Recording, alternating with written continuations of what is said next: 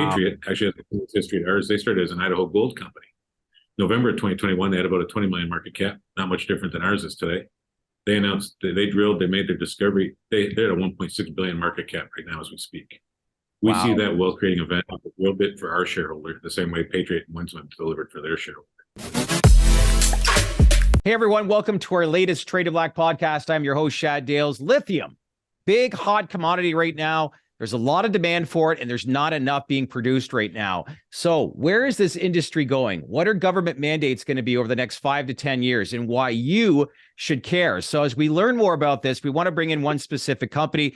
So we're happy to be joining with Jonathan Buick. He's the CEO and president of Idaho Champion, which trades on the CSE under the ticker symbol ITKO. Good day, sir, and thanks for joining us. Great to be here. Thanks for having me. Yes, and lots to talk about pertaining to this industry, but more specifically, your company, junior exploration company that is positioned to make an impact exploring for battery metals in North America, but changes on the way. And let's begin with that. And what I mean by that, you're soon going to be changing your name. More than just a name, it's a shift in company strategy. So your name's going to change from Idaho Champion, which trades, as I said, under the ticker symbol ITKO on the CSE, to now Champion Electric Metals, which will trade under the ticker symbol LTHM. So this was voted on late last week. Maybe explain to us and our viewers why the shift in strategy, knowing that lithium right now is a big, big play in the not only the global needs, but as far as investor interest as well. Sure. Prior to the set of acquisitions that we've just announced in Quebec, which is the lithium assets that we've acquired, which is up in James Bay. It's been sort of like the Klondike gold rush for lithium. It's been the hottest place in the world in the last 24 months for transactions. Wow. Okay. We've seen a number of locations. We've seen a world-class discovery with a company called Patriot Battery Metals and their Corvette discovery. They actually touch our property, and they sit. That discovery is about 6 kilometers off of our property. They actually just spent $3 million putting a road through our property to get down to theirs because they're off the grid. And then we've got 4 cobalt properties, which is also an important input into the batteries as well. Those 4 cobalt properties are in Idaho.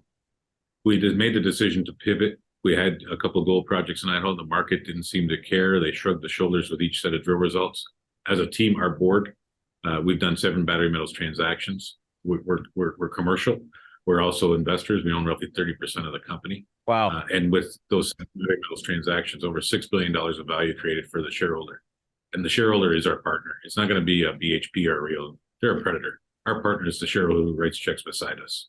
And so that the pivot is to take advantage of the Inflation Reduction Act and electrification of the West.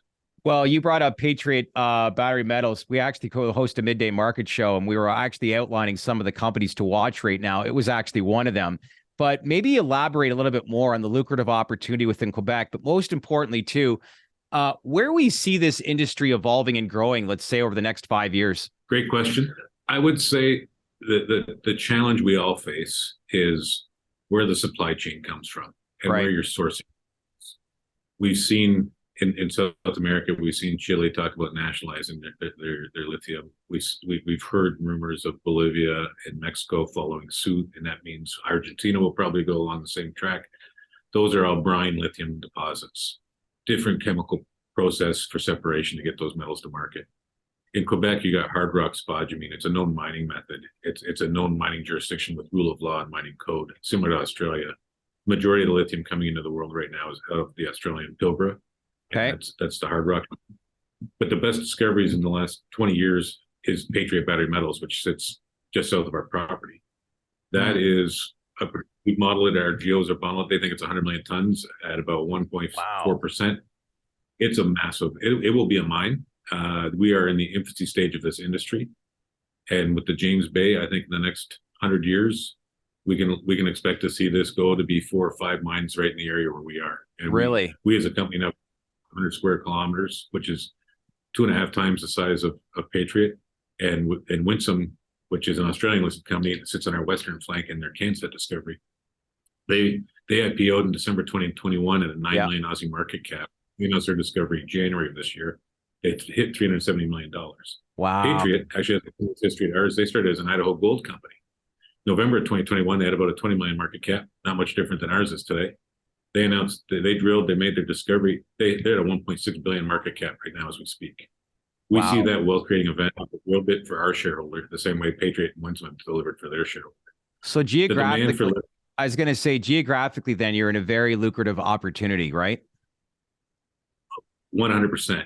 Quebec is, Fraser Institute every year ranks mining jurisdictions globally. Quebec is ranked number 4, and Idaho, where our Cobalt properties is ranked number 9.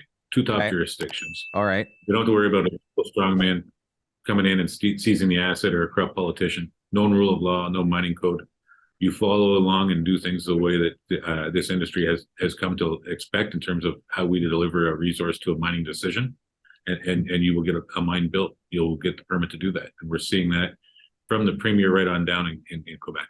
Where it's been amazing the support that our industry. Well, you talk about the premier of Quebec. There's been a lot of talk as far as the Biden administration, government mandates as far as the future of lithium. Some of the natural resources like cobalt and that are going to be obsolete. Can you maybe elaborate on just how government officials are viewing this and what some of the mandates that are going to be put into play and are already taking place? Sure. The Inflation Reduction Act is an immediate benefit to our industry. What a lot of investors don't realize is that after 2024, if you don't have a free trade agreement with America, you can no longer bring those metals in without a huge penalty or tariff. Wow. So what does that mean for you as an investor? Yeah. No cobalt from Congo. Although if you're a Samsung or an Apple or an LG, do you really want to have a supply chain with the mining code of Congo as a part of your supply chain? With social media today, they do not want to have to deal with that labor force and how it's dealt with. So no cobalt from Congo, no cobalt or nickel from Indonesia, no nickel from Philippines, no cobalt or nickel from Russia. China's persona non grata. So what does that mean for you as an investor? They are actually already talking about paying a premium for domestic supply. No kidding. The premier of Quebec wants to see an electric corridor put along the St. Lawrence to feed the 7 battery manufacturers in Korea plus Panasonic out of Japan have committed $62 billion in the next 7 years to North America. And now they're all scared because they don't know where they're going to source the metals from. So the race is on. First time in 30 years in this career, I've seen so many levels of government in multiple jurisdictions singing from the same song sheet. So it's unbelievable. What's that say about the Quebec region for a lithium play moving forward? Like that, this is huge, right? We're minimally endowed as a jurisdiction. Quebec as a jurisdiction, you've got known and producing copper assets. You've got known and producing nickel assets. You've now got two lithium mines being brought back into production with Nemaska and Lithium Americas. Those are both, they're not Lithium Americas. North American Lithium has been bought by Sayona and Piedmont. They're both in ramp-up mode right now. Yeah. Patriot's discovered critical elements and the Rose deposit has now got the final permit. They're ready to construct. The electric corridor will start with a Quebec license plate. That's where it's all going to come out of. The race is on, and the automotive industry is paying attention. The end user battery manufacturers are paying attention. The opportunity as a new entrant to do this at any other time. I've never seen somebody who can enter into this sector and be speaking to the 800-pound gorillas and have an audience with the guys that matter, and they realize the importance of these projects. Well, I was going to say the undersupply, over demand for some of these commodities, and I was going to say like what differentiates yourself from dozens of battery metal explorer competitors. But it sounds to me like, is this a win-win situation for all companies that are involved that are, I guess, situated within the Quebec region? I think that you're going to see a natural pruning of some of there's an audience of companies that the only mining they're going to do is the capital markets. Our team, we've been involved in 7 battery metals transactions. All of those projects are either in production or in construction. As a team, we want to lead projects to a mining decision. And so part of that, not just as a jurisdiction, Quebec's a great one, but infrastructure. We're 900 kilometers north of Montreal. Yet we've got a road that goes straight to the property. We've got 2 power lines. We've got an airport that sits on our eastern flank. We've got a base camp that's right beside that. A lot of the other entrants into that camp don't have that access. That's why Patriot put a road through our property. Okay. Last year they had 1 rig turning, serviced by helicopter. This year they just finished a 7-rig program. To do 7 rigs by helicopter, would have cost an awful lot of money. But by putting that road in, they'd probably save themselves about $35 million. No kidding. That road is an important road in Quebec because Hydro-Quebec's largest power dam sits 35 kilometers west of our property. Wow. The two power lines property are Hydro-Quebec power line, 3.6 cents Canadian a kilowatt hour, cheapest power in the world, and it's ESG compliant. So if you want to check that box, that does that as well. That road literally is the gold standard of roads because of the importance of that power dam. And we wouldn't have bought that project if that road and power wasn't there, because we know how difficult it is to work remotely. Jonathan, we did actually a podcast recently on the importance of ESG. I cannot believe the response that we got from viewers and how important and being compliant it is for investors of today. Do you find that? It is. I think it might be more theme oriented than is it? And it's well intentioned. I think it might be more theme oriented.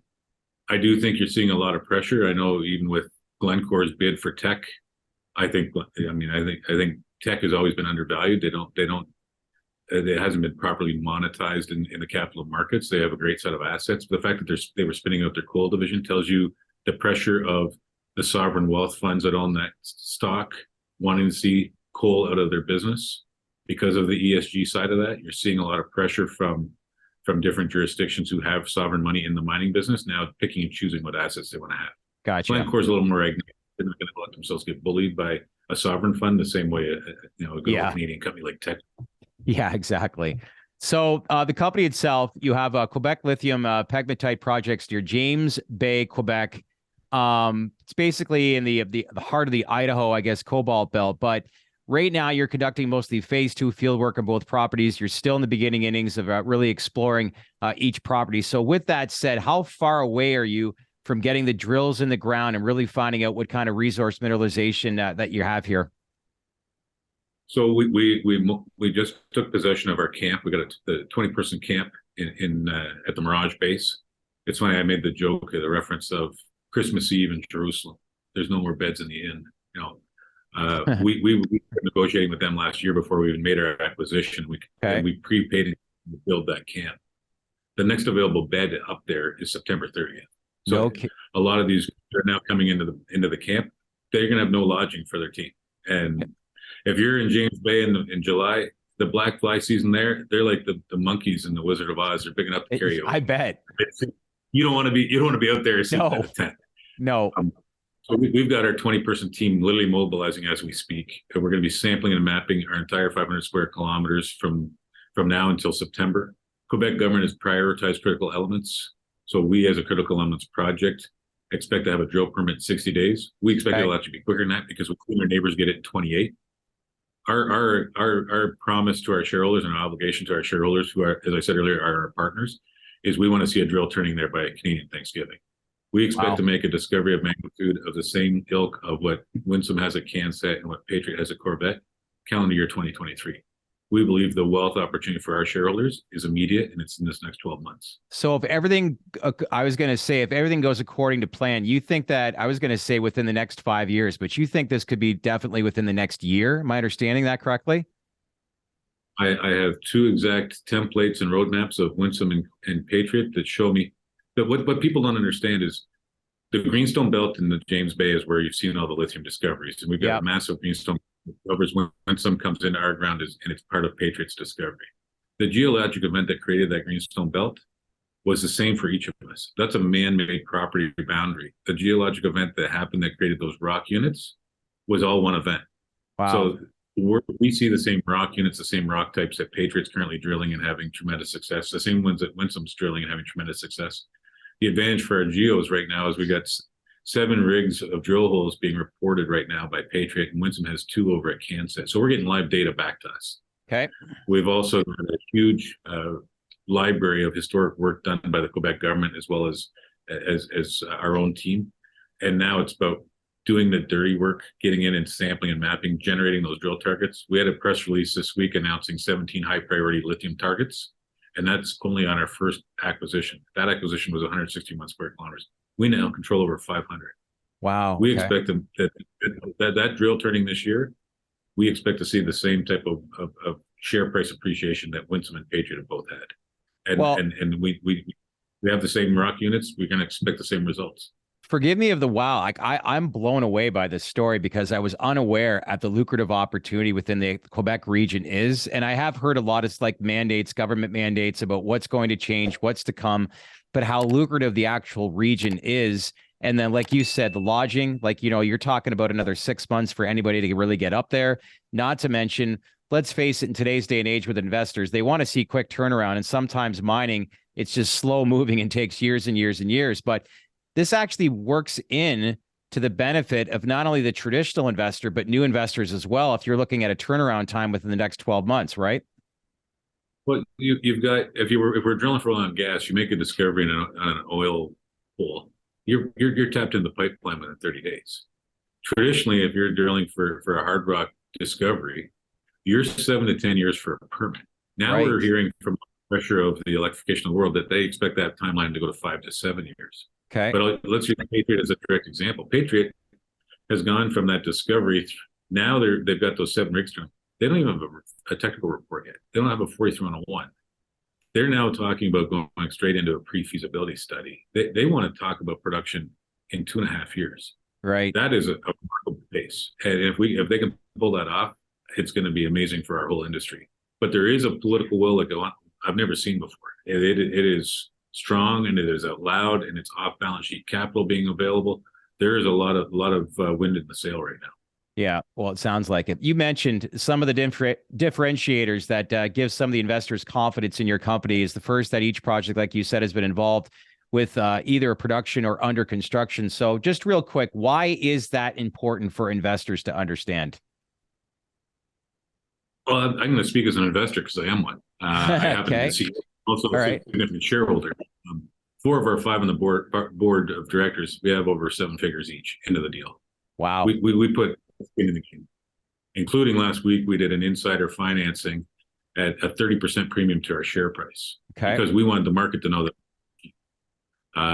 So we own roughly 30% of the company. So when I say our shareholders are partner, I mean our shareholders are partner. Okay. I don't buy a stock of a company if it's the first time to do something. I want a track record of success. Have you made people money before? And that's a question people should ask me. Have you made people money before? And what's the track record that we can point to? Paul Fornazzari, one of my directors, was a founder and chairman of Lithium Americas. That's now a $4.5 billion company. He left that board. He founded LIthium. LIthium got taken out last year for $940 million by Xinjiang Mining out of China. Gabriel Pindar, my most recent director, who came on after giving me his to-do list last spring, finally by Christmas was ready to join. He's now joined in first quarter.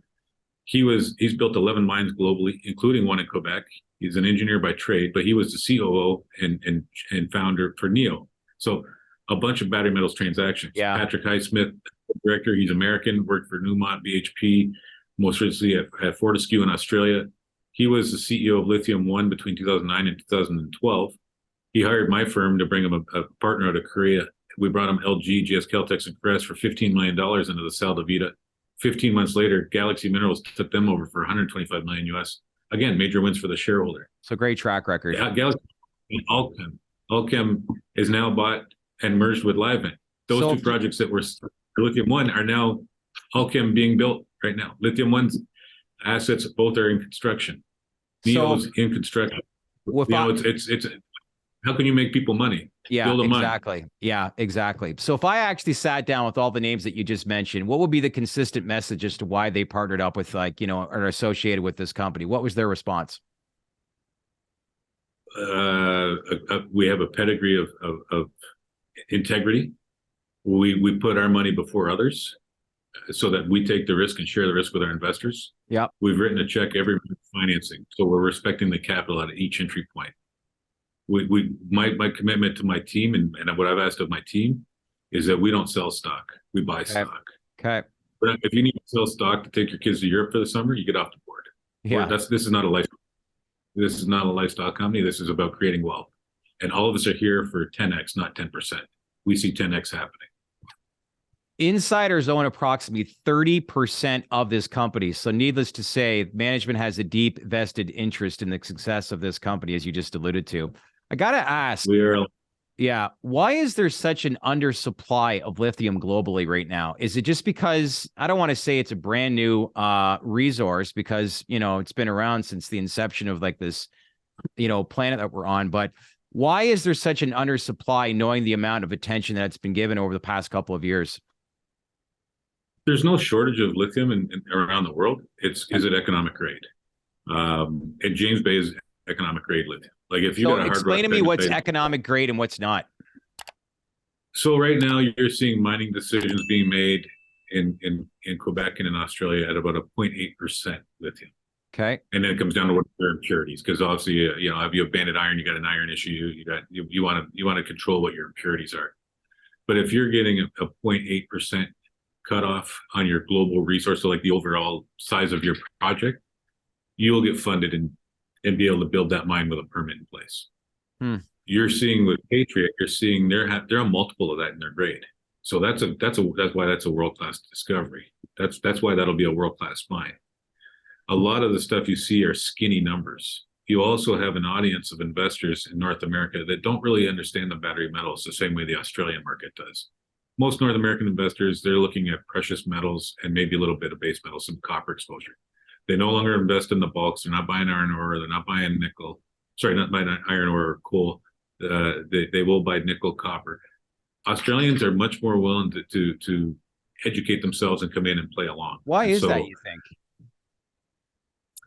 It's like Canada. It's minerally endowed, and it's a jewelry box of resource, and everybody tends to manage their own portfolio over there. I think what a lot of North Americans don't realize is the superannuation funds in Australia, which is like a self-directed RRSP in Canada. Gotcha. Or a 401k in the US. Yeah. They're self-managed, almost like a family office. What we as investors don't realize is there's $1 trillion of money in Australia that loves playing the junior resource market. No kidding. We're actually pursuing ASX listing because we want to reach that audience. Both Patriot and Winsome trade in Australia. We want to be on the same playing field as them. Yeah. If you looked at my phone tonight after 5:00 Toronto time, it starts with a +61 area code. It's all Aussies. First, it was corporates trying to figure out how they could rate our company. Now it's investors and bankers trying to figure out how they can be a shareholder. Wow. We need to be in that market. So that's one of our corporate objectives this year, is to get that listing. Yeah, I bet. It's a market of that size. And they all love junior resource. I mean, the challenge there is you've got a cluttered market. There's a lot of noise. Same with in Canada. We got a lot of juniors that are lifestyle companies for guys that want to, they got a little salary and some stock options. And they're not really aligned with the shareholder. I think you see a lot of that in the market too. What we're trying to do is build a company that leads to progress in our industry, like do it the right way with the right people, with the right relationships in the communities, build and trust within the community, show your shareholder you're doing things the right way, and that you've got the capability to deliver that discovery. And we think we've got all those pieces in place right now. Well, it's a bold statement to say this could be a 10Xer. So I got to ask, like, what are some of the hurdles that you have to basically factor in as to what you're trying to accomplish? So we're funded right now. We're funded to the drill turning. We have $15 million of warrant money, with 40% of those held by insiders. So we can self-fund this. We can come back to the market. We did that premium financing last week at a 30% premium. As a board 2 weeks ago, we determined we would shut down conversations with the big corporates who are trying to come in and rate us. So we've stopped those conversations. Interesting. And we also decided that we would fund the next $10 million ourselves as insiders, unless we got the right terms from outside money. Yeah. We want to control the fate. And by owning 30%, none of these corporates can come hostile because they'll be laughed out of the room. They won't get the vote. We want to control our future. You ever seen the movie The Social Network? No, actually, I saw part of it, but I can't say I was. Well, there's a scene in the movie how the founder of Victoria's Secret sold the company for $4 million, and 5 years later it had a valuation of over $1 billion. So I guess that kind of alludes to like why you've shut down. I'd be curious to know, like, what kind of general interest and conversations you're having with corporations as to like why they want to get part of this in the early stages. I can only imagine based on some of the stuff that you've shared. Well, a lot of them have missed the boat because lithium hasn't been a priority for them either, right? They're either a big base producer, a big gold producer, or they're a big industrial metals complex with the coal and the iron ore. They haven't really spent any time or money in the lithium side, but they see the promise of this industry, and it's still a very niche market. And most investors, including the corporates, don't really understand the market. So our conversation internally, and that was our messaging out to those groups, was, listen, we don't need your money. we don't need your expertise. This is our skill set. This is what we do as a company. This is where our snack bracket is. What if you are coming in, you're going to come in and you're going to pay a significant premium. Yep. And the most you're going to get from us is 5%. And we're going to make us do a standstill.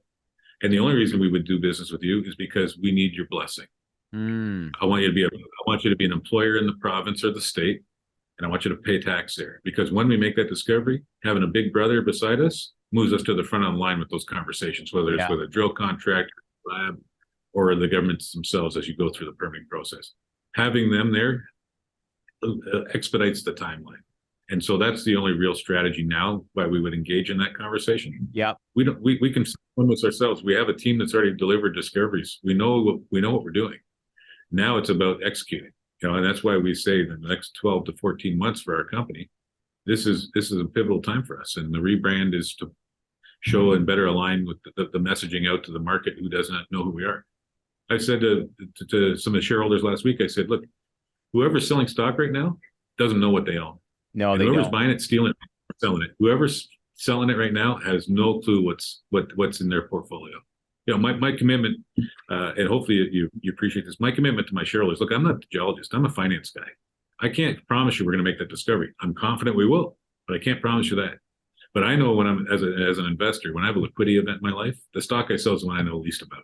Yeah. So my promise to the shareholder is, my commitment to you is Idaho Champion, soon to be named Champion Electric Metals, will never be the stock you know least about. It's about being available and accountable.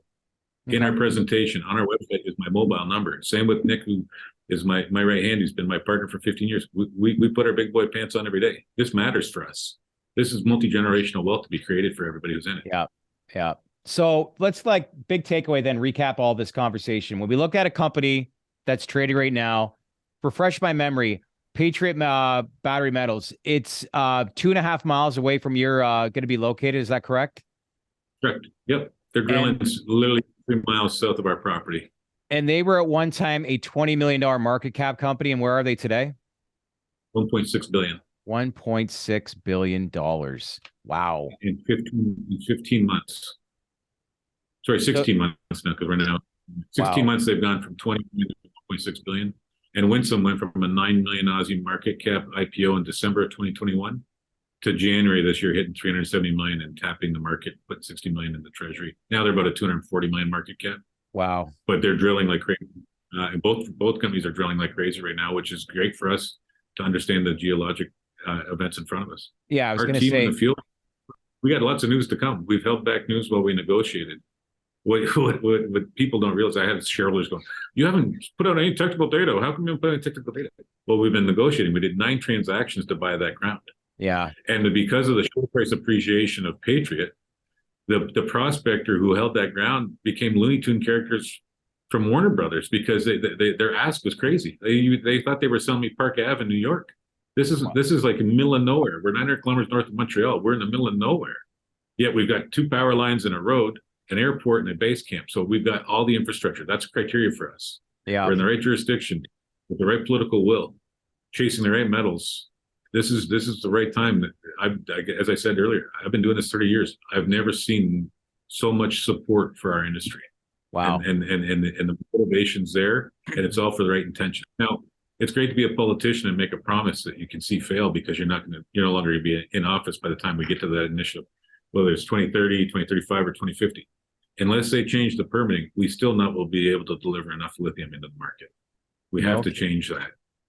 I love learning new things every single day. What a great story this is. I never realized just the true potential of what the industry holds. But then if you've got a case study and a proof of concept, because one would think from a geographical standpoint, being 2.5 miles away is pretty damn close, is it not?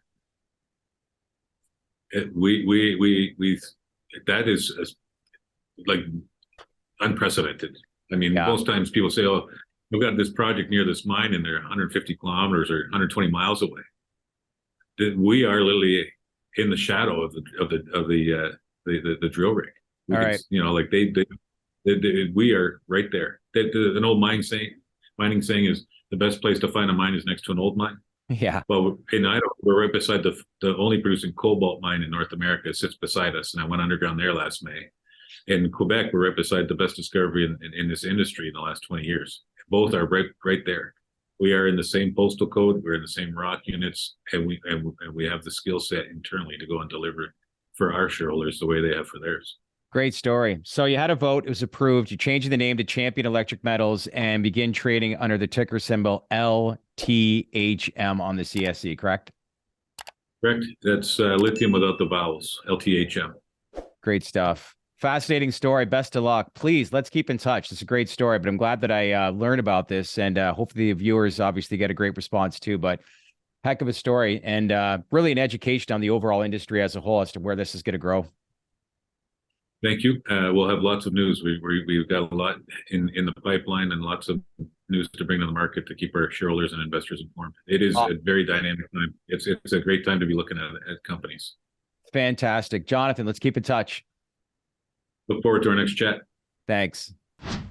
Hey everyone, thanks for watching. And if you want to learn more about the emerging industries that we cover, then leave a comment below and let us know who you want us to interview, the questions you want asked, and the information that you want to learn. We want to hear from you. As usual, click on that bell for all notifications to get the latest information. Share this video with your network, and don't forget to subscribe to our channel because we would not be here without you. Thanks for watching, everyone.